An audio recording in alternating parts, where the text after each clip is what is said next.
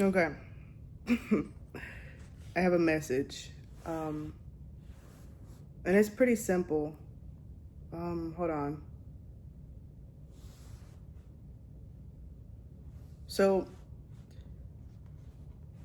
a big message that's been coming through recently is like inversion, and how things are actually like the opposite of what we've been told, you know?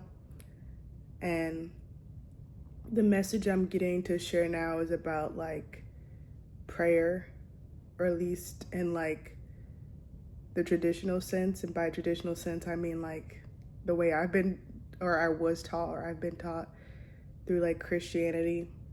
It was like, you sit and you ask for help, or you ask for like things you want. And it's the opposite of that. I was sitting down having a conversation with my parents a few days ago. And they were telling me how they were like praying for someone they wanted to change. And I was like, don't pray for them. Again, in the sense that they were talking about. Don't pray for them. Don't pray for that person. Be your full, true self, living in integrity, truth, and self-love. And that person will adjust naturally, or you'll get into a space where that person being how you would not like them to be no longer bothers you.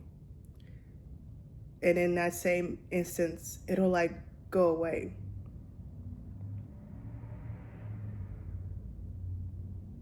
And this is something that has for sure, I've like tested it out a good amount of times now, and it always works. So I'll share because I'm being called to. Because somebody needs to hear this. Somebody wants to know how to like maneuver. Okay? I'm hearing a lot of stuff. There's a lot of people, or not a lot, but I don't know. I'm gonna say a lot of people who are like drawn to me, and they don't know why, because what I do, or what they think that I do, what they associate what I do, is like not in agreement with what they think is holy or right. Look at my voice went out, but they're still attracted to me. They still are very attracted to my energy, and they want to be around me because I have a very healing energy, and I have this energy because I am healed. I am healing. And so if any of what I'm saying is resonating with you, that's how you know, like, this is for you, or this is for somebody you know. I'm trying to make sure that there's like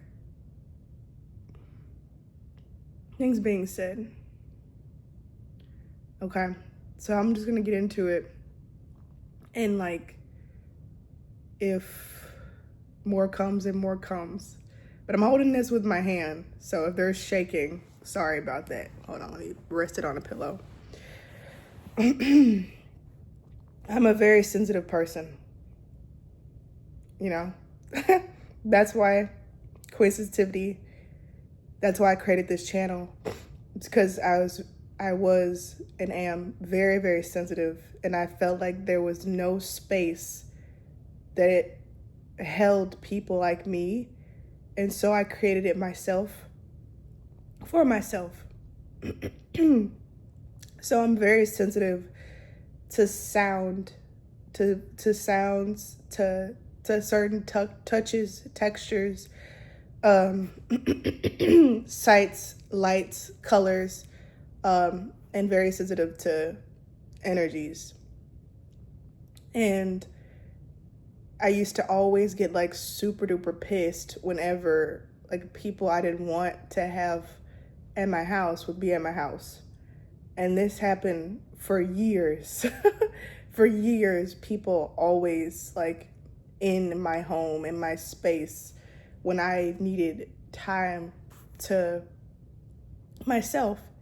And this is why for many years I did not like my home. I was like, I can't stand it. And I used to complain about it all the time, about how there were people always in my house. And so people were always in my house. And so it like, I created it.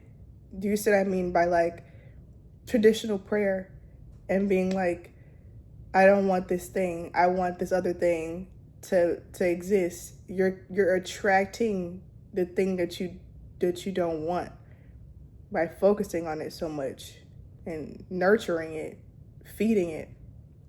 I guess it's kind of like stray cats. But anyways, I don't have that issue anymore. And I can say this. I feel like I used to have like this fear of like when things were good and like I had space and I was able to kind of like be in my quiet peace. I'd be afraid that like it's not gonna last.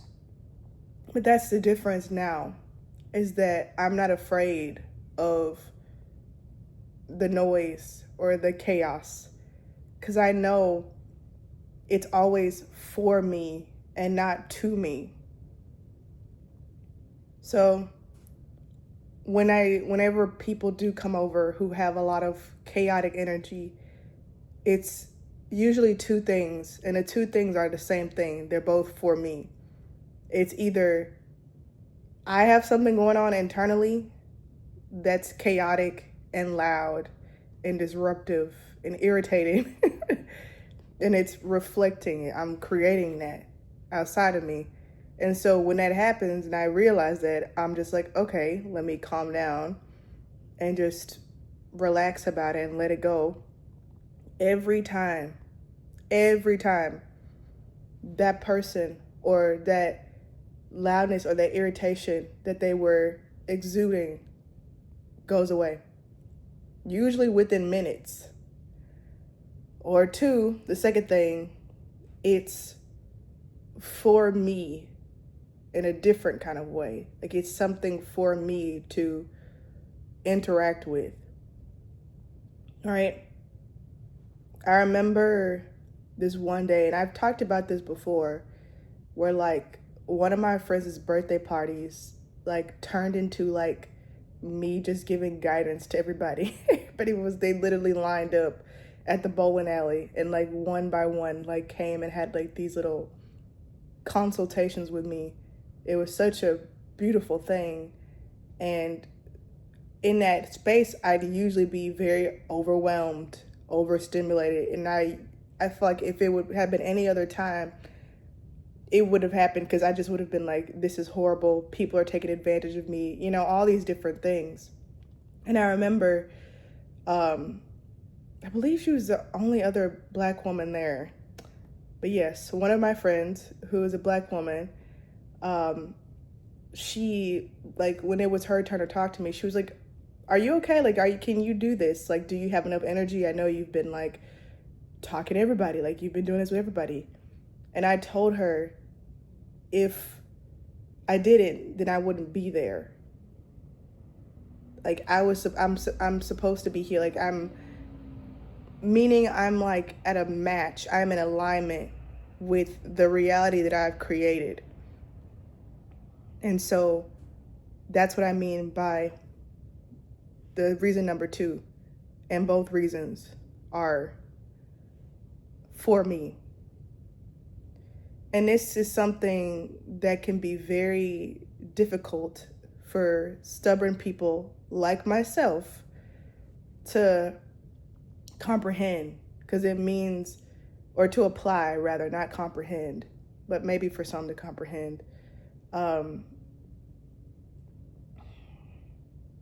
Because we like control, and it can be very backwards to think like this person that's annoying me, or this environment that's frustrating me is my creation. But it is. And I'm here to tell you that it's the most empowering thing ever, the most freeing thing ever to take accountability for your reality. It's so empowering. When you take that step back and you're like, oh, I created this. When you do that, it gives you so much power. Because it's like, if I created this, then I can create something else. You do that by being. And I hope you can feel the little shift that happened.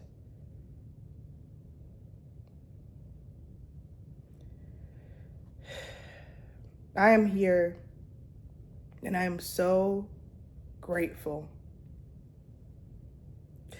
I'm so grateful. It's amazing. And it's been really cool because, like, in this space of like clarity, which I know a lot of us are feeling right now, it's like these fears are allowed to come up, and I'm in a space where I can like really like dig into them and like see them for what they are and at their source, every little thing. And it's like you really get to see, like, in these little moments where the fear comes up and you make that decision on how to respond rather than react to them, that you can see these ways that you've been creating your life from these little quick reactions rather than responses. And you kind of like take control of them. But that's the thing, it's a lot. And it's something that I always liked about Ramona Lappin, who I've mentioned a million times. But I remember like calling her out in one of her videos because she would always say these things that were like dichotomies. I'm like, wait, you said this, but then you also said this. And she was like, that's the point. Everything is one. The two reasons and examples I just gave you are one thing. They're one. It's this place, this space that we are in, where it's like this dichotomy, or it looks like two things. The control and the not control are one thing. And if it doesn't make sense, that's okay. As long as you can feel the truth that I'm speaking and that I'm sharing this with you, to share this with myself.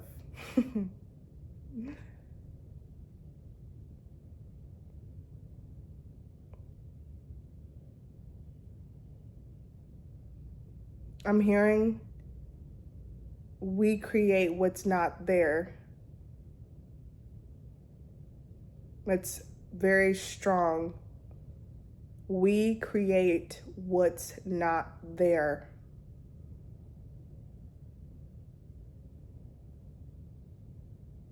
Okay? What's the example? It's like dig into these little bitty moments, I'm telling you. Dig into these little bitty moments. Cause like you can catch yourself.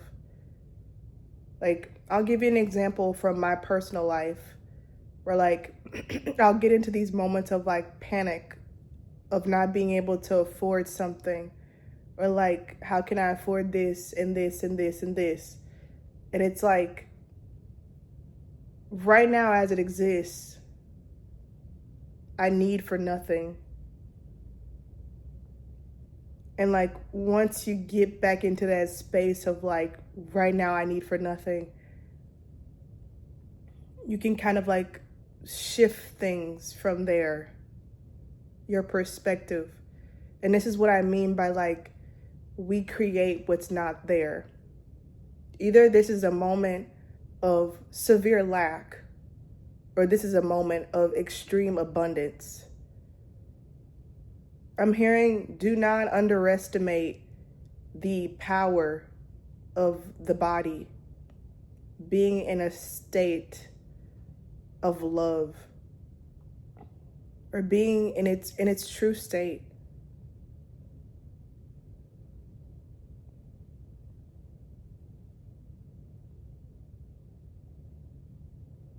I'm hearing we are naturally free. Everything else is a ruse. If someone has been like worried about how they're gonna afford like different, like something for like the body or like health, is like everything outside of us that you could possibly like need to fulfill your body can do. Talk to it. Be with it. Be with them. You can do it. And it's okay if you're like upset with me or angry at me or frustrated with me, because I can't understand what you're possibly like experiencing. And you're probably right. But who knows? I'm empathetic as shit. And you would be surprised by what I feel from other people.